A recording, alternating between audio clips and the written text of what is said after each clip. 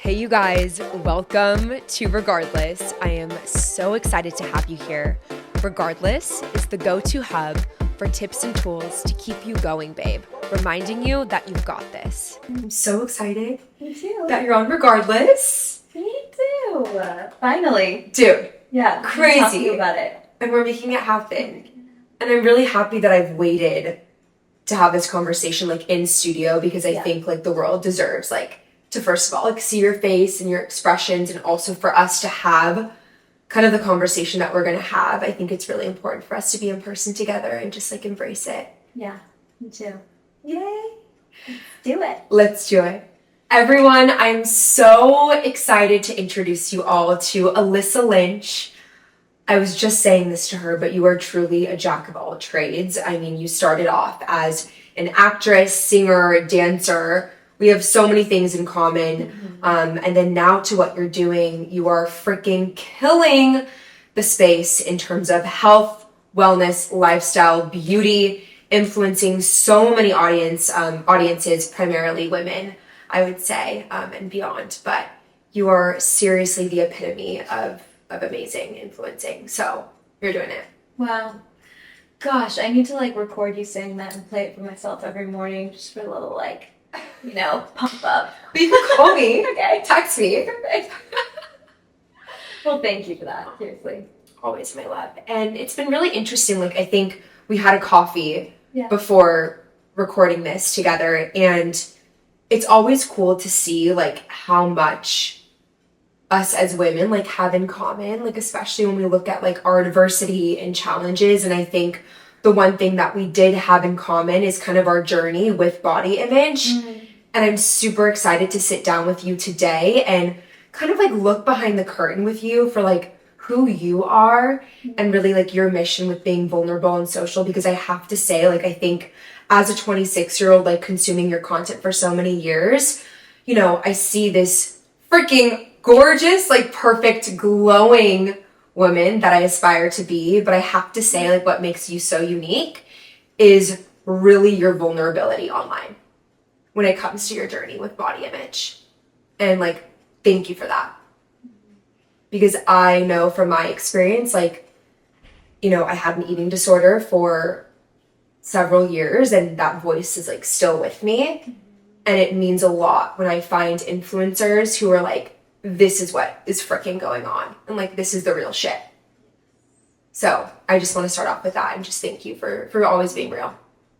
Well, thank you. I will say I completely understand and agree with you that like I've had certain people too, so many different people on social media that have made me feel seen and just like welcome to feel certain feelings, which I've always felt such like a purpose in being vulnerable. And maybe that's because I grew up with such a loving family where we could share anything, but I don't think anyone related to a lot of my feelings, whether it be insecurities or just like deep rooted emotions. I was always like a very emotional person, and I don't think myself or anyone around me even realized to what extent, because I knew how to push my feelings down so well.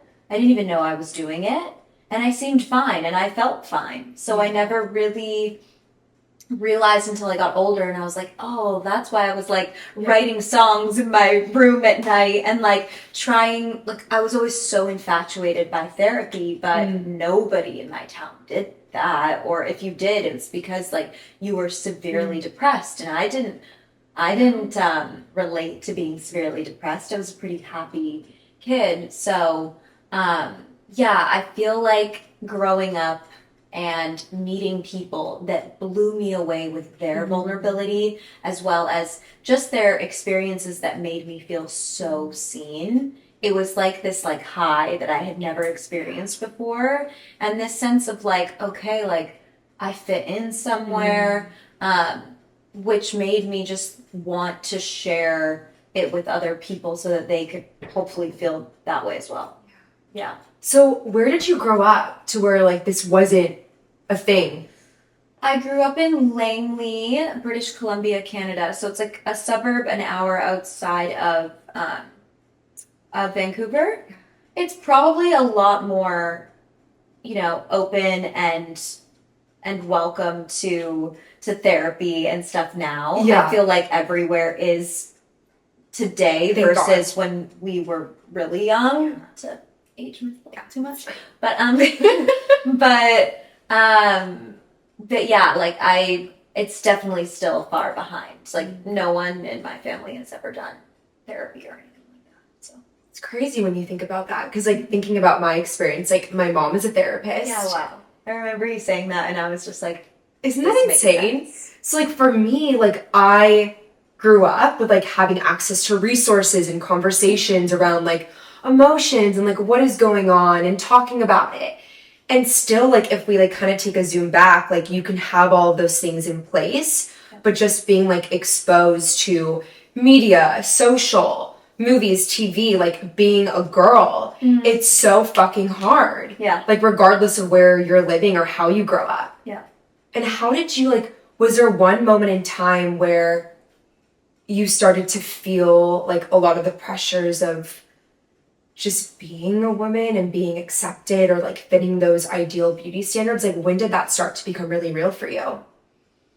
I don't remember one like particular moment. Yeah. I remember like a lot of different moments, but I think like so many females can probably, I know so many females can relate on this, and I don't think it's talked about enough because it is uncomfortable to like talk about, but being just sexualized as a female is such a real thing. And I do think or hope that with so much open conversation today that things have changed and people understand when something's unacceptable to say. But like I just remember even being 7 years old and people just coming up to you and saying like, uh-oh, you're pretty, like the boys are gonna have a hard time with you. And to be quite honest, I've probably even said that in my life to like young girls being like, oh my gosh, you're pretty, that's gonna be dangerous. And I catch myself because I'm like, oh, that is, that's talking about them and their looks, and like they could easily attach their value to that, and that's dangerous. But I just remember that, and even, men saying things, and then getting into the acting industry when I was probably 10. I just did commercials until I was like 15, but even during that time you'd like walk into an audition and there was 5 men sitting at a desk, old guys, and they would just be like, oh, you're cute, we like you, we wish you had longer hair, we wish you were a smaller size. And so, at that age, you're already attaching your value to what you look like, what you can change, what you can't change. And so I think everything built up on that. Also, just being a human and being a girl, it's hard enough. So dipping into that industry, I always had very thick skin. I really did. I didn't think, or at least I thought I had thick skin. Yeah.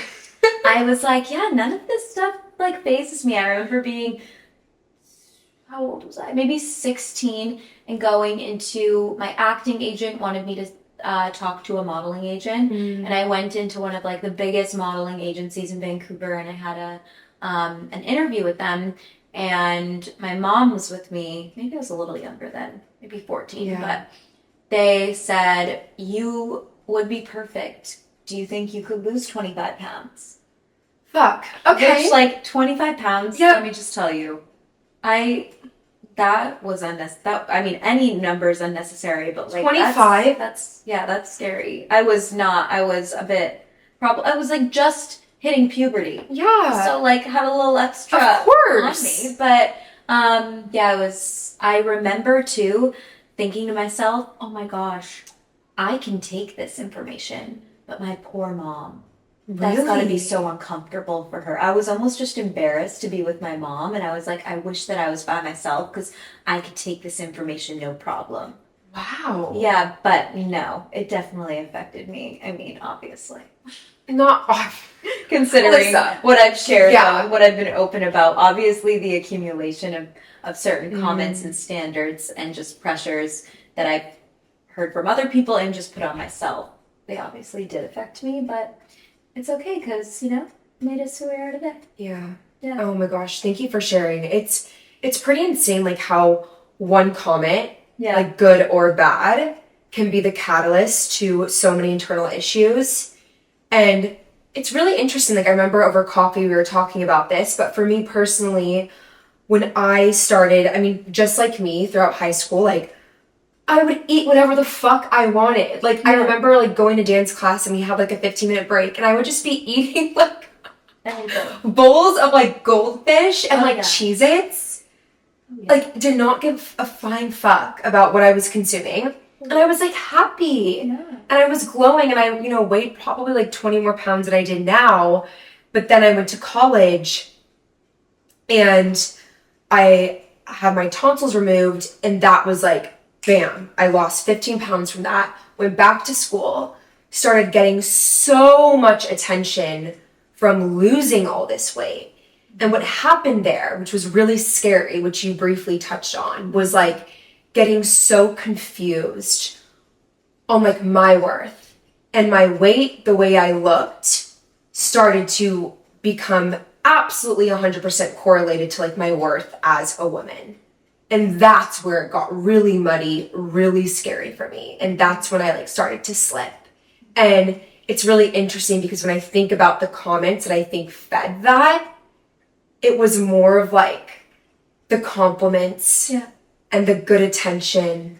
It's a dopamine hit. Dude. Yeah, it is. And it sucks because if only we could be those people to ourselves, because then it wouldn't matter what anyone else sees, and we could be whatever weight, we could look whatever way, we could be at whatever, mark in our career. And if we were feeding ourselves those compliments and giving ourselves the dopamine hit, that would be so much healthier because, you can't even blame other people. It's like we've all been taught to be honest and impressed by someone's glow.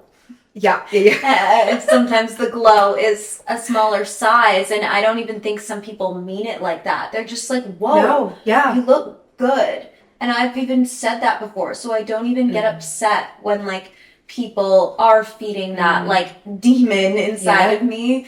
But yeah, it's hard when you're like, oh, all of a sudden I'm getting more work opportunities.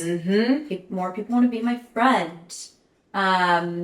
There's just so much more attention, and it kind of makes you more motivated to just keep going.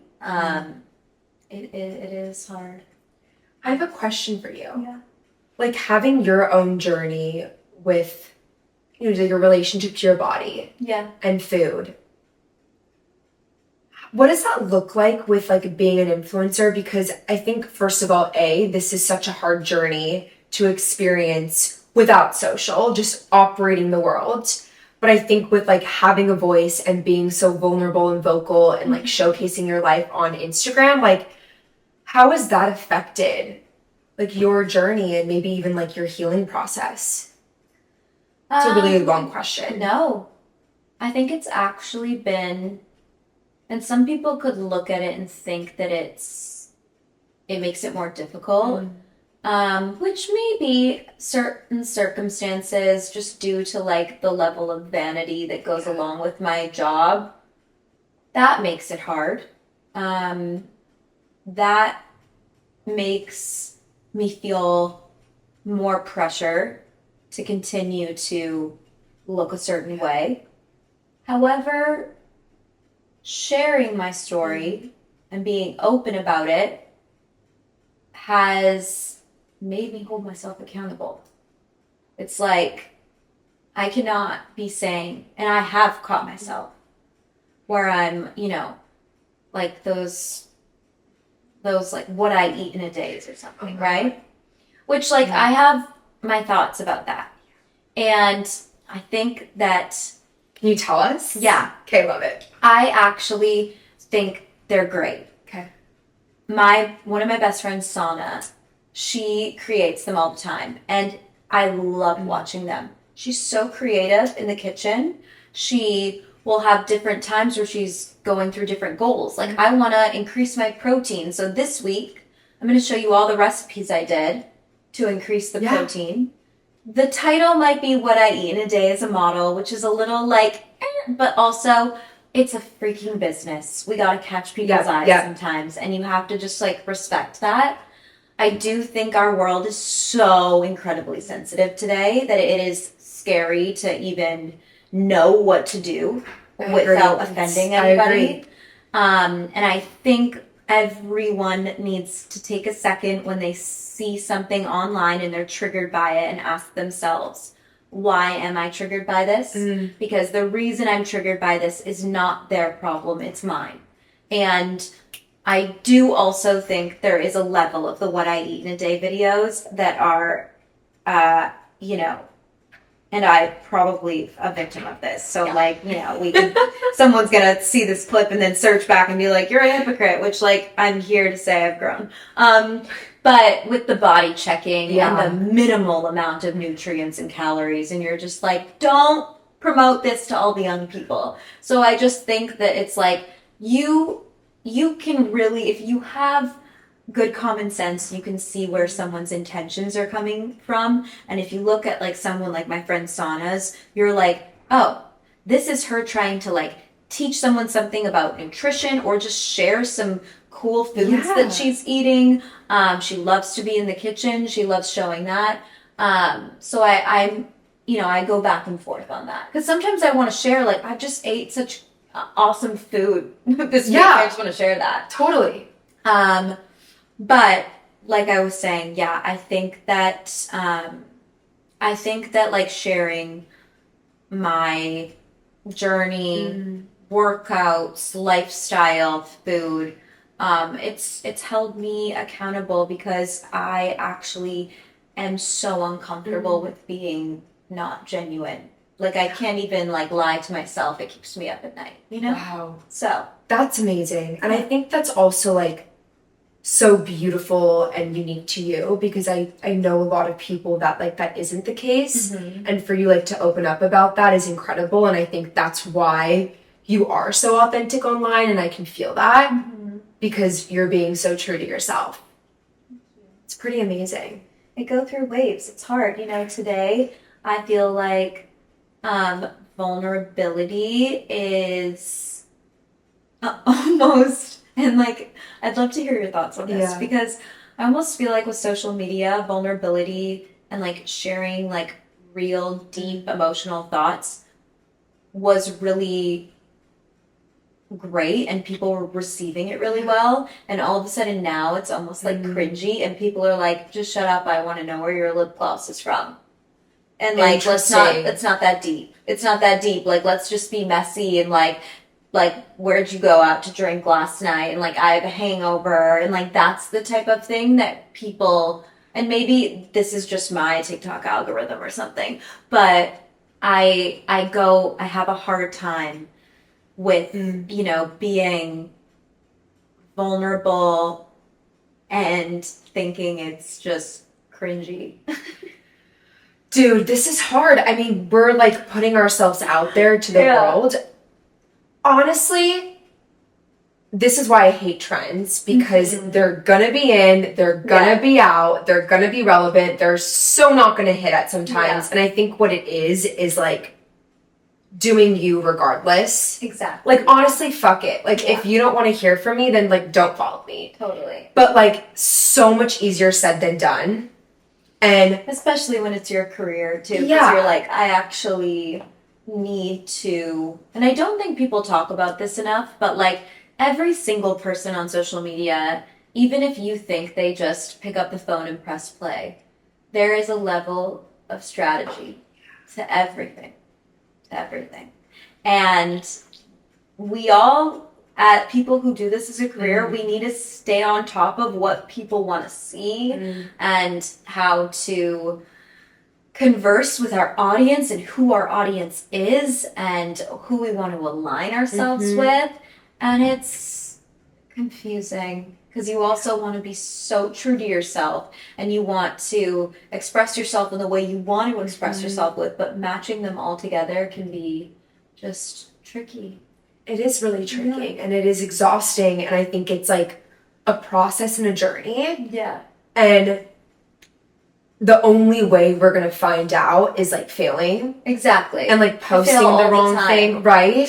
Like, I really do. Yeah. I'd say too much. I'm out of line sometimes. I can, you know, you can feel my sass through the phone sometimes, or I'll post something and it's just like, well, that's not what people care to see, but I love it. See? So that's all that matters. That's all that matters, baby.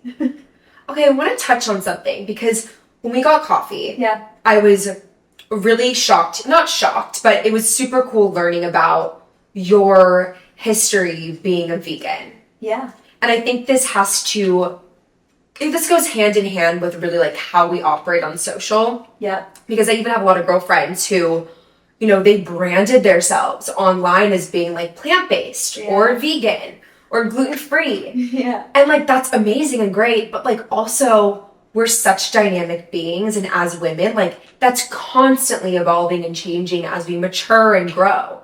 So looking like kind of at your history. Yeah. Like with food and even just presenting yourself on social media, like how has like that evolved?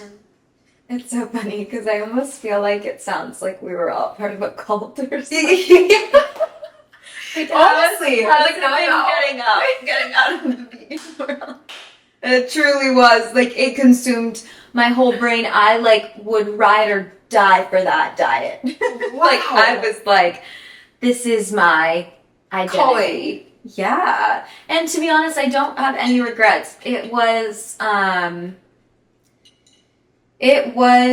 amazing. It taught me so much about the environment, about animals, about health, or what I thought health was, and now my whole opinion has completely changed. And also how human beings can evolve, and maybe to not attach yourself to certain things because it can just be something that you want to go through for a moment just for you. So I've been allergic to dairy my whole life. And when I was 5, I had so much FOMO over everyone having McFlurries. And they're the best. There also was not oat milk, almond milk, hazelnut milk, you know, all of that stuff. Yeah. There was soy milk and you had to drive like 3 towns over to get it, and my family would for me as a baby.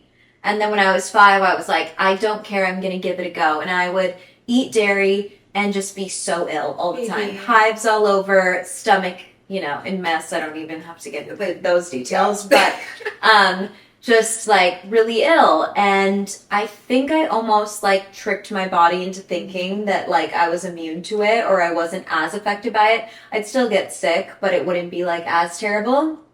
And then when I was 17, I got my first boyfriend and I was like, I can't do this anymore. No. Like we need to cut the dairy out because this isn't cute. This isn't cute.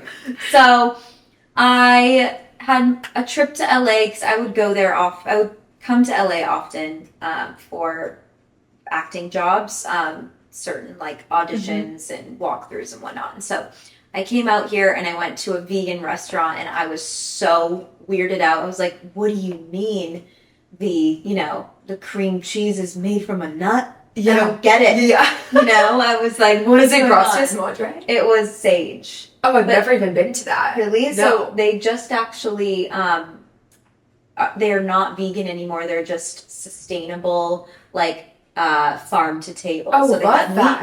meat now. Yummy. No seed oils there. I need to go. Okay. But it was the first one I went to in Echo Park, and I was so confused. But I was like, wait a second, you're telling me that everything on this menu is dairy free? And they were like, yeah. I'm like, I can eat whatever I want. So then I would get obsessed with trying new vegan restaurants because I was like, I can just have anything. Yeah. And because you can eat a lot, like it's a wide variety of foods. Yes. Lots of fats, I have to say. Oh, absolutely. Yeah. It's hard to digest diet. Yeah. And I then started watching documentaries, which of course gave me the absolute ick from eating animals. Because they are all about horrible distilling oh my God. complete disgust and fear in you. Which, like, I understand the world of that, you know, meat, processed meat, and just unsustainable farming and whatever. It's disgusting. Yeah, I didn't want to. Yeah, so of course that made me want to live and breathe veganism even more. And for the first, I would honestly say, couple of years, I felt amazing. Like, the inflammation in my body went from crazy from eating something I was allergic to for, 12 years, whatever it was, to not at all. I felt clear-minded and amazing. And I think it really, I think eating plant-based can serve as, such an amazing cleanse. Especially from eating just, processed meats. I didn't grow up in, a health-conscious place or family. So, yeah, I felt amazing until, secret little health issues kept coming about, and I ignored because at that point I was like, well, I am so passionate about this, and everything I shared was very genuine. But as your body is just screaming at you, it took me probably 6 years, maybe 5 years to start listening to it. Yeah. So sad, how long it can take for us to be like, babe, I've got you, you're hurting, or I'm not feeding you or nourishing you in the way that you need me to. Yeah. And I don't know what exactly what your journey looked like with this, and I'd love to learn more. But for me specifically with, being dairy free, I kind of held on to that as a clutch. Yeah. Because it provided me with feeling like I had control over my food groups and what I was eating when I was kind of in the depths of just restricting myself, is where I came kind of overly obsessed with limiting foods from my body. Yeah. And that was really hard because when you look at it, it's you don't want to feel like you're being controlled by veganism or gluten-free or dairy-free. Yeah. So, what was that journey like for, when did, the, alarm go on and you're fuck, this is not... Well, it's so interesting you say that, because I was thinking about it the other day, and I never, looked at being vegan as me trying to restrict. Yeah. Until, a few years into it, and veganism started getting very popular. Interesting. Within, the more unhealthy vegan foods. And when those were an option for me, I would be like, no, I can't eat that. And then people would be like, but you're vegan, why? I'm like, and rightfully so, saying that's just not going to make me feel good. Totally. That's fine. Totally. But even a rice bowl, I'd be like, well, no rice, please. And my mom's like, rice is vegan. And I'm like, yeah, but I can't have it. And then I put two and two together and started realizing. But I think it's just, the thing is it's so not black and white. And yes, at certain points, I probably used it as a restriction, but I think I went from feeling so terrible to feeling good. And that is something I just wanted to hold on to for so long. And even though I felt like restricting was going to help me feel good, after a while, it did the absolute opposite. And it just took me really, really, really sitting down with myself and doing so much work on myself to really realize it's so much more than just wanting to be skinny. Oh my God. That's not even yes, it's a part of it. But also too, I think everyone else thinks that's the reason. Yeah. So you start to believe them. Yep. I started to believe everyone and being oh yeah, I'm just obsessed with being skinny. That's what it is. And now that I've done so much healing and stuff, I was it was so much more than that. I was afraid to have brain fog. I was afraid to just be uncomfortable in my skin. I was afraid to be like inflamed and not have the energy in the morning to go and work out. But then it's funny because following that diet, that's all what started to happen. Wow. I was 95 pounds and I Alyssa. was not able to go and work out anymore. And I was like, oh, wait, I've always been able to do this. What's going on? And then I was having sleeping problems and I was having brain fog. And there was so much at first. It wasn't for me about picking up a piece of meat and a basket of bread. It was so much like trauma healing. And it's just crazy how that can cause you, because I think what it is, it's like you said, it's a control thing. Yeah. And when you have lost control due to certain circumstances in your life, it can truly be as simple as like not being, or you, maybe, and this isn't my case, but maybe a parent not validating your, like, all of the things you've done to succeed, kind of just putting pressure on you to continue to succeed. And then you feel like you have no control over that. So what are you going to do? Okay, well, food and exercise are something that can give me the dopamine hit and also make me feel like I'm in control. Yeah. And so it's peeling back all of those layers of, okay, this comes from my dad saying this to me when I was 7. Oh my gosh, I have to heal that wound. And then weirdly enough, after you heal those wounds, you go out to dinner and you're like, I'm going to have the bread. Yeah. And you're like, wait, I don't even know what I changed. But it's all like emotional stuff. And that's what people who are viewing you, you know, they can't see. Even my family, it was like, oh, well, she moved to LA and she's in the entertainment industry. It's, you know, it's the pressure of looking a certain way. Yeah. And I was like, actually, it has a lot to do from my childhood when I was here in the suburbs. So, yeah. Please wash. Yeah. Yeah. It's so true. Yeah. And there is a lot of like misconception around like what an eating disorder is or just disordered eating. And you literally, like everything that you said is so perfect and spot on. I mean, for me, it was 100% about control and not feeling good enough, having some self-esteem issues on top of that. But like you said before, it was like, I would get rejected. What would I do? Go restrict, go over exercise. Yeah. Because that was my way of dealing with fucking all the emotions that were going on in here versus like looking underneath the hood and being like, Sky, your younger self is needing you right now. Like, what is going on? Yeah. And it's really a mask. And I think that it has nothing to do about our vessel, about our body. It is a freaking mental health disorder. Yeah.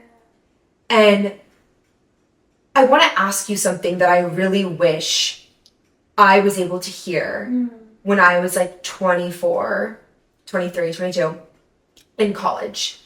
Like, what is your message to anyone listening right now who knows someone who maybe is going through it or maybe is experiencing an eating disorder or just having body image issues? Like, pretty much we all do as women.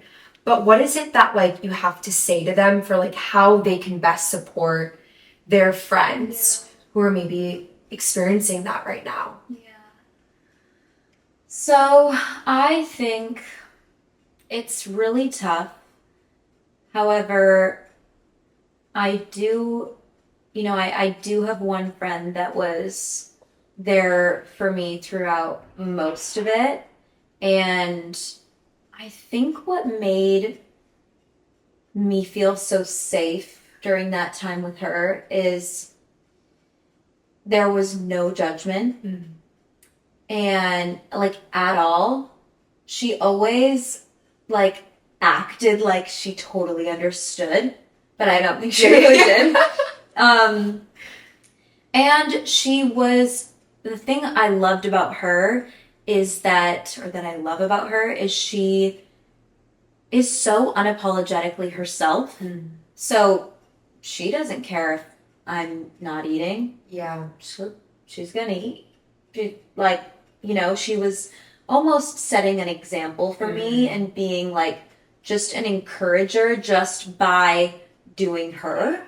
And I think that was so nice. And she would like ask me questions sometimes, like, how's that, like, how's the body image stuff going? Like, oh, and then I'd be like, oh my gosh, so terrible. Like, I have been terrible to myself this week.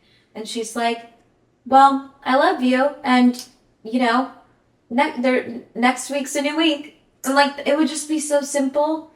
I don't really think that, you know, there's much you can do besides just like, yeah, like almost set the example. Like maybe I didn't even catch on, but she would sometimes be like, you want to go to ice cream tonight? You know what I mean? Yeah, yeah. I will say too, my ex-boyfriend wasn't good at many things. Yeah. But he was good at that. He was good at that. There was no judgment. He would never question me like, shouldn't you be getting something else? Wow. Don't you think that you need a little bit more? He would just be like, we should get ice cream. Have you seen that new place? I think you'd love it. We should go. But like, there was just never any judgment, and it made me feel safe. Yep.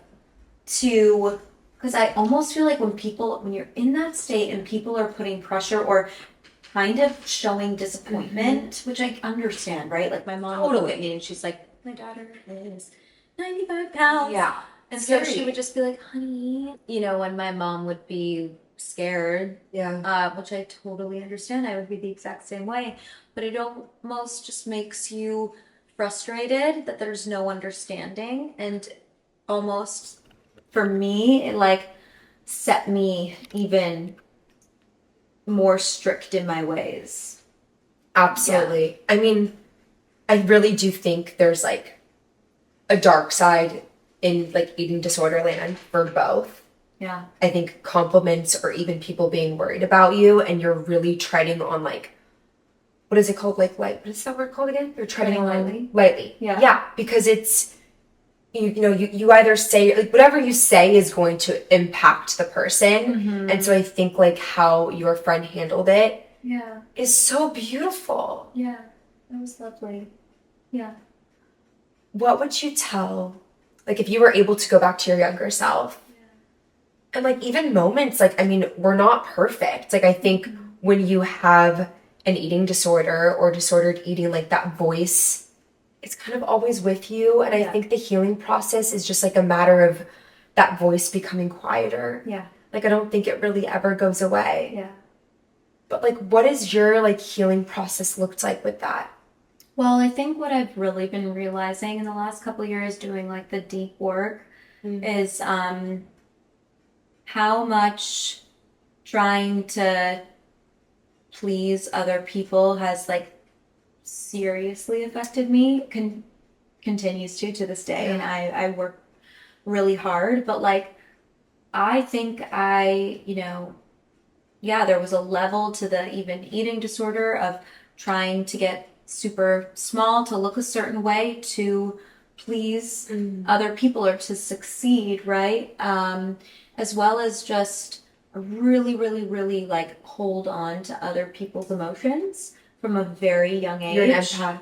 Like to such a fault, honestly. Like I do not flex that. No, I really honestly, like I love myself. I love, there's positive parts of that, but it's been more damaging to my life. But yeah, I feel like I've held on to everyone's stuff so much that's probably also why the overwhelming sense of not having control existed in me from such a young age.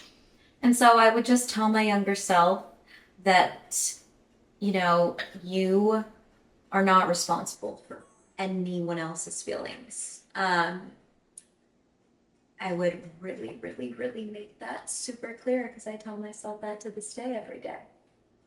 Yeah. That's super powerful. Yeah. It's pretty insane how like all of those things can like affect the way that we take care of ourselves. It's really scary, and I think it's so important to like it's a daily practice of like reminding ourselves of that. Yeah. And like we all have to take radical responsibility over our mental space, like taking care of our vessel. And it's not easy by any means, but the fact that like you're able to be so open about that is really inspiring and like serves as an amazing reminder to myself. Yeah, good. I really appreciate that. Seriously, baby. Of course. So a segment that I like to call Syllabus Steps, and really this is a moment for us to get more into like the nitty gritty of really looking at your journey, Alyssa, with body image, like learning how to love yourself and kind of more into like the healing process and what steps that girls and women can take who are listening to this podcast episode who like want to get to that place of loving ourselves, like regardless of what we're seeing on social. And I think like my first question in this syllabus step to you is like,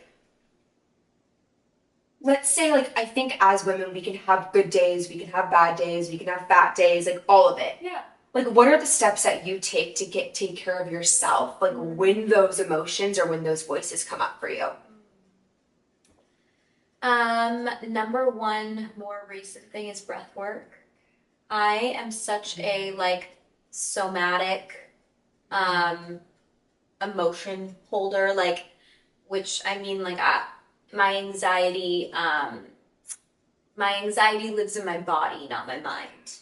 So it is hard to know sometimes how to get that out. That's why working out serves such a purpose to me. However, I needed to find different ways besides just working out because that could get unhealthy.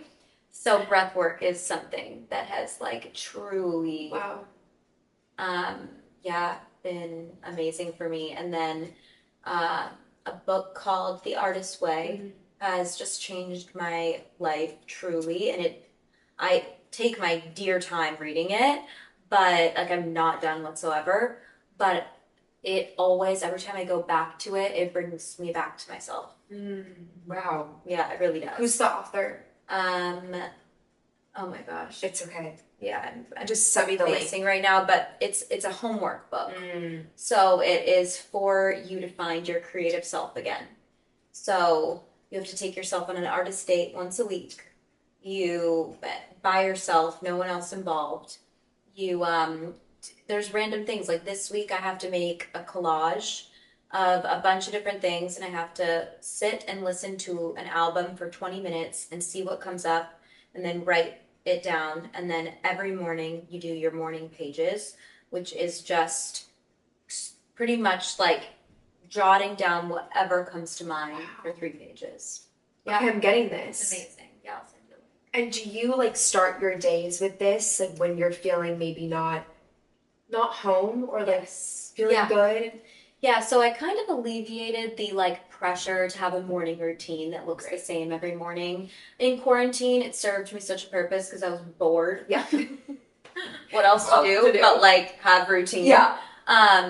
But now it's almost like when I need my morning routine, when I need those habits, when I need to come back to myself.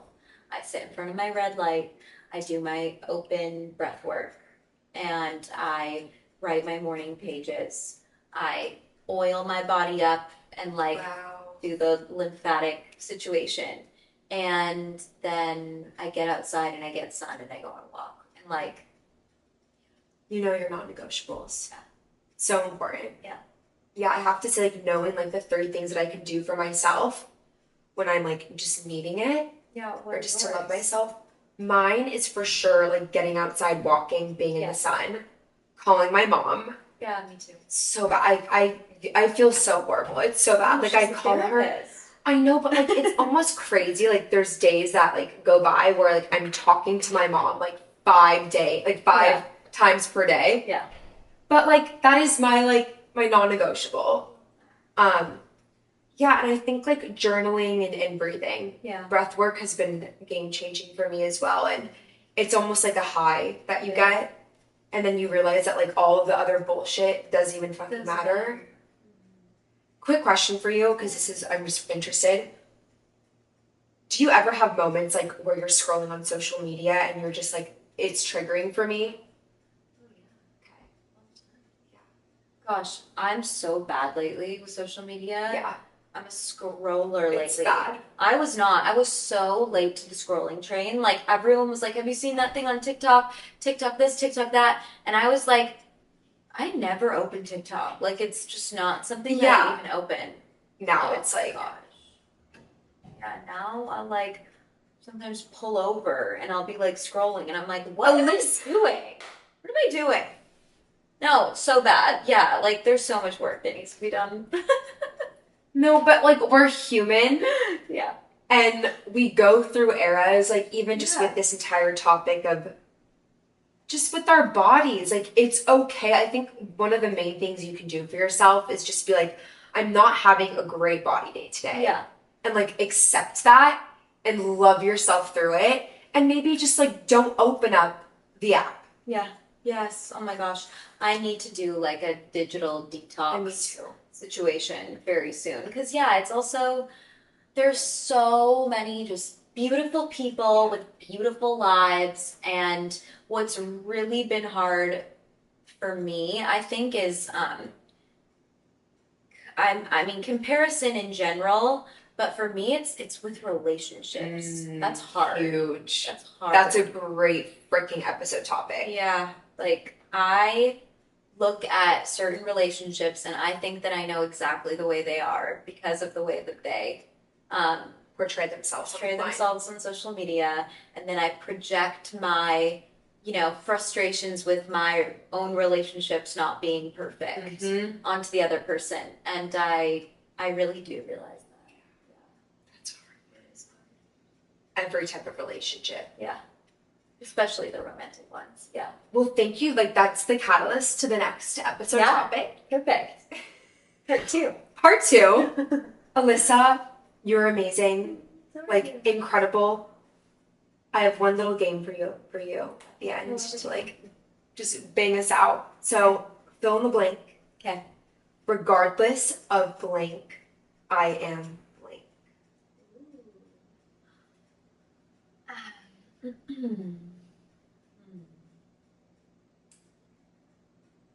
Regardless of my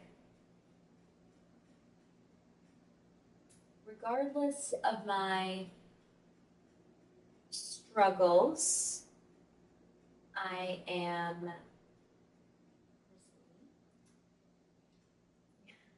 Beautiful, babe. You're amazing. We cute. did it!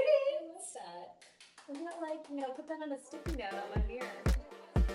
New episodes drop every Monday on Apple Podcasts, Spotify, and YouTube.